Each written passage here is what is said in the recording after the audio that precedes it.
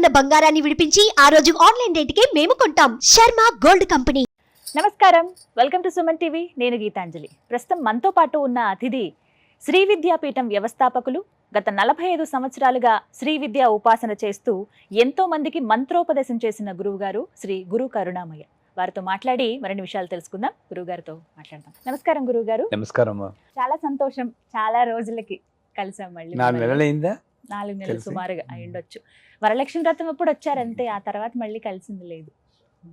చాలా మిస్ అయ్యాము. యూకే వెళ్ళాం. యూకే వెళ్ళారు. ఎలా జరిగింది ప్రయాణం? అన్నీ జరిగాయి, అద్భుతాలు అన్నీ జరిగాయి. అద్భుతాలు జరిగాయా? అమ్మవారి పరీక్షలు జరిగాయి.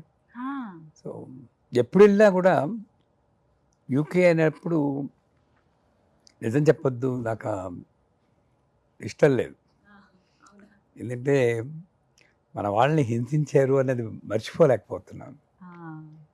ఆ కోహినూర్ పట్టుకెళ్ళి అక్కడ ఉంచుకోవడం, ఆ మ్యూజియంలో వెళ్తే వాళ్ళు కోహినూర్ శాంపుల్ 5 పౌండ్లు ఉంది, కొనుక్కుంటావా అన్నారు. అడిగేశాను, మా కోహినూరు పట్టుకెళ్ళి మాకు శాంపుల్ అమ్మడానికి నీకు ఎంత ధైర్యం అది. అంచేత ఆ అడ్వర్సిటీ ఎలాగా కొంచెం ఉంది. మా అమ్మాయింది కనుక వెళ్ళాను.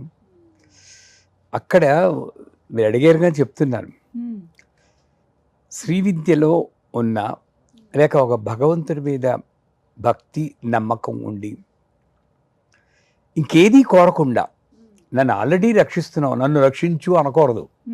రక్షిస్తేనే ఇలా మాట్లాడుతున్నావు, ఇంకా ఎక్స్ట్రాగా రక్షించేదే ఉంది అనకుండా, ఒక పూజ చేయకపోతే ఉండలేను అన్న స్థితిలో అంత ప్రేమతో చేస్తే ఎటువంటి ఆపద వచ్చినా సరే, ఒకటి నాకే ఎందుకు వచ్చింది ఈ ఆపద అని అనుకో. అందరూ అనుకుంటారు నేను లలితా సహస్రం 5 సార్లు చదువుతున్నాను, నాకే ఎందుకు ఈ కష్టాలు. అది పర్లేదు, పక్క ఆవిడకి ఏం లేదు, ఆవిడ ఏం చేసి అది సాటిస్ఫై మెంటాలిటీ. ఆవిడ బాగానే ఉన్నారు, నాకే ఎందుకు వచ్చింది అనుకుంటారు. ఎప్పుడు అనుకోకూడదు. కర్మలన్నీ పరిపక్వడం అనేది వచ్చింది. మరి 46 ఏళ్ళ బట్టి చేస్తున్నారు. ఏమైందంటే అక్కడికి వెళ్ళాక అది వెదర్ చేంజ్ అంటారు, ఏదేమంటారు, నా ముక్కులో ఒక రక్తనాళం బద్దలైపోయి కుళాయిలో కారినట్టు రక్తం కారడం. ఏదో షూలేసి ఇలా వేసుకోవడానికి వంగాను, తీరాస్తే కారిపోతుంది. మొక్క పట్టుకుని అంబులెన్స్కి ఫోన్ చేస్తే వాళ్ళు వచ్చి నేను పట్టుకోవడం బదులు వాళ్ళు పట్టుకున్నారు. అంతే 25 నిమిషాలండి.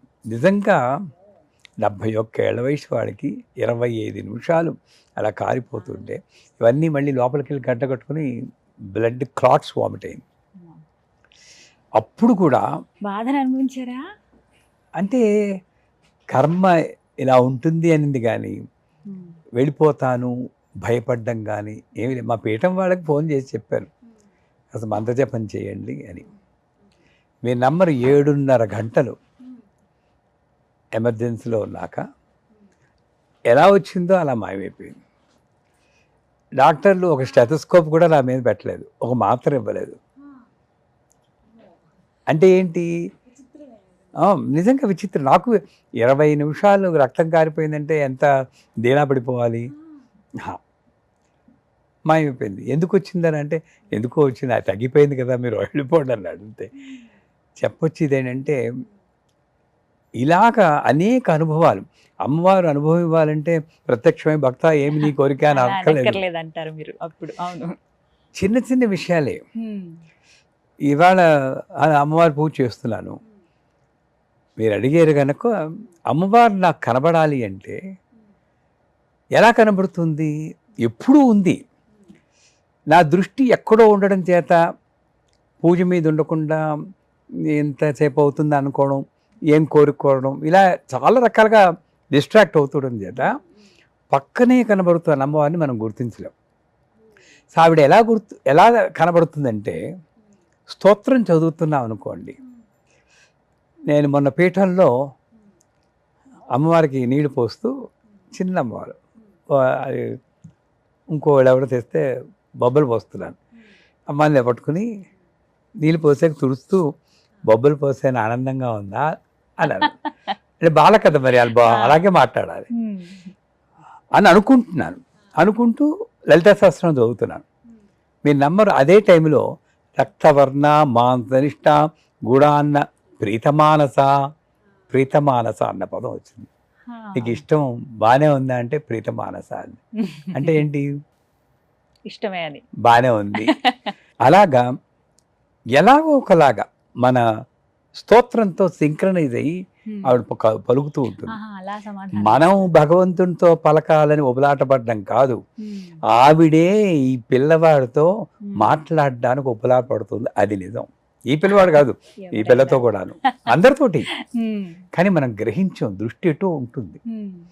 చేత సదా ఆ నామస్మరణలో సదా ధ్యానంతో ఉంటే, నేను చెప్తూ ఉంటాను కదా, ఈ వేళలో ఏం చేస్తూ ఉంటావు పాట పాడుకుంటూ ఉంటే, అమ్మవారి కోసం పాడితే మంచి అనుభవాలు, వాళ్ళకే అనుభవాలు కాదు మనకే కలుగుతాయి ఇలాంటి అనుభవాలు. కానీ ఒక మాట, మీకు అంత అనారోగ్యం చేసినప్పుడు, అది అనారోగ్యం అని కూడా అనను నేను, అకస్మాత్తుగా అలా జరిగినప్పుడు మీకు కలిగిన అనుభవం చెప్పండి. అమ్మ నాకు ఎందుకు ఇలా పెట్టావని మీరు అనుకున్నారా? క్వశ్చన్ లేదు, ఆనందం అంతే. ఒకటి మోక్షం అని మీరు కోరుకుంటారు, నేను కోరుకుంటాను. లాభం కావాలి మనకి, అదే మోక్షం. కంపెనీలో లాభం కావాలి, కానీ వెనకాతల అప్పులు ఉన్నాయే, అప్పులు తీరితే కానీ లాభం కనబడదే. వచ్చిందంతా అప్పులు తీర్చడం కోసం పోతుంది. నాకు ఇప్పుడే లాభం ఇయ్యి అన్నావు అంటే మొత్తం అప్పులన్నీ తీర్చేయడానికి చూస్తుంది. ఈ కర్మలే ఉంటాయి. అంచేత నాకు చిన్నప్పటి నుండి మా అమ్మ చెప్పడం వల్ల, మా గురువుగారు చెప్పడం వల్ల కర్మక్షయం అవుతుంది, ఈ కష్టాలు అవనండి, ఆరోగ్యం ఏదేమని అన్న భావన మాత్రం బలంగా పాడు. అంచేత నాకే ఎందుకు వచ్చింది, మనమేం స్పెషల్ ఏంటి? మీరు కబీరు, రామదాసు, తులసీదాస్తో కంపేర్ చేస్తే వాళ్ళు ఎంత బాధలు పడ్డారు. వాళ్ళు అంత చేస్తేనే, రామదాసు అంత పాడితేనే 18 ఏళ్ళు జైల్లో పెట్టించారు, టప్పిని కొట్టించారు. వాళ్ళకితో అసలు ఏం కంపేర్ చేస్తావు? నాకే ఎందుకు వచ్చిందంటే నువ్వేమిటి పెద్ద అని అంటుంది. అంచేత అసలు ఆలోచనే రాలేదు. కాకపోతే ఒక్కటి, పీఠం కట్టాలనుకున్నాను, ఏం చేస్తావో ఒక్క మాత్రం అనుకున్నాను. అంటే కట్టకుండా వెళ్ళిపోతానేమో అన్న ఒక ఆలోచన వచ్చి పీఠం కట్టాలనుకున్నా, ఏం చేస్తావో అనుకున్నాను, అంతే. అంతకుమించి ఏం లేదు. ఇంకా ఆ సంకల్పం మీ పట్ల ఇంకా చాలా ఉందండి, ఉందేమో, అది మాత్రం అనిపించింది. అంటే ఎలాంటి పరిస్థితి నుంచి అయినా బయటపడగలిగామంటే అది అమ్మవారి దయే ఖచ్చితంగా. అమ్మ ఉన్నట్టు నమ్మినారు కెడువదిల్లై అని అరవంలో ఉంది. నమ్ముకున్న వాళ్ళని ఆవిడ చేయవదలదు. ఎలా నమ్ముకోవాలి? నీట ముంచినా పాల ముంచినా నీదే భారం. వీళ్ళందరూ పాలల్లోనే ముంచాలనుకుంటారు.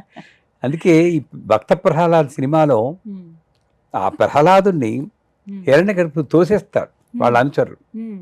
నారాయణ నారాయణ నారాయణ అనుకుంటారు. మీరు ఆ సినిమా చూస్తే ఇలా పడిపోతూ ఉంటారు. అప్పుడు కూడా ఆగా నారాయణ అని మాందు, ఇంకా ఆల్మోస్ట్ భూమికి తగులుతాడంటే అప్పుడు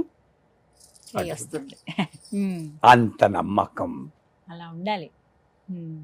అలా నమ్ముకుంటే ఎలాంటి పరిస్థితి నుంచి అయినా గట్టెక్కగలుగుతాం. మీలాంటి వాళ్ళకి కూడా ఇలా వచ్చాయంటే మేమేం అతిథులం కాదనిపిస్తుంది. ఇందాక చెప్పారు కదా, మీలాంటి వాళ్ళు మాలాంటి వాళ్ళు. శంకరాచార్యుల వారి మీద అగ్ని ప్రయోగం జరిగింది. అటువంటి వాడు అగ్ని ప్రయోగం, ఆయనే తప్పించుకోలేకపోయారు. అంటే ఎలాంటి, ఇప్పుడు మీరు అన్నారు నీట ముంచినా పాల ముంచినా నీదే దయ, ఎలాంటి పరిస్థితుల్లోనైనా అమ్మ చెయ్యి వదలకుండా ఉంటే ఆమె ఇంకా గట్టిగా మనల్ని పట్టుకుంటుంది. నువ్వు ఏది ఇచ్చినా నాకు అనుగ్రహమే, నీకు ఆగ్రహం లేదు. వీళ్ళు అంటూ ఉంటారు అమ్మవారి కోపం వస్తుంది, సరిగ్గా చదవకపోతే ఆవిడ కోపం వచ్చి చెప్పించేస్తుంది, కష్టాలు వస్తాయని. అది మా డిక్షనరీలో లేదు, మా గురువు గారి డిక్షనరీలో. నువ్వు ఏది ఇచ్చినా అనుగ్రహం. ఇప్పుడు గుడికి వెళ్తుంటే కాలు విరిగింది అనుకోండి, అమ్మయ్యా నడుము విరగలేదు, నయం కాలుతో పోయింది అనుకోవాలి. నిజంగా అనుకోవాలి. కానీ గుడికి వెళ్తున్నా కాలు విరగడం ఏంటి? ఆ గుడికి వెళ్ళినప్పుడే అయ్యింది అని ఆయన విలన్ చేస్తారు. నిజం, ఇలా చాలా మంది వింటూ ఉంటాం. వెంటనే వచ్చేస్తుంది అన్నమాట, ఆ గుడికి వెళ్ళినప్పుడు అయింది, ఇంకా ఇంకోసారి కష్టమే వెళ్ళటం, ఇప్పుడప్పుడే అనుకోవట్లేదు అన్న కూడా వింటాం. మనది మన పైన వేసుకోవాలి భారమే. కానీ మీరు వచ్చినప్పుడల్లా నాకు ఏదో ఒక అనుభవం అండి, అమ్మవారు ఇలా చెప్పిస్తుందేమో అనిపిస్తుంది. అంటే కష్టం ఏదన్నా వస్తే అది నాకే కాదు అందరికీ కష్టాలు ఉన్నాయి, కానీ భరించగలగాలి.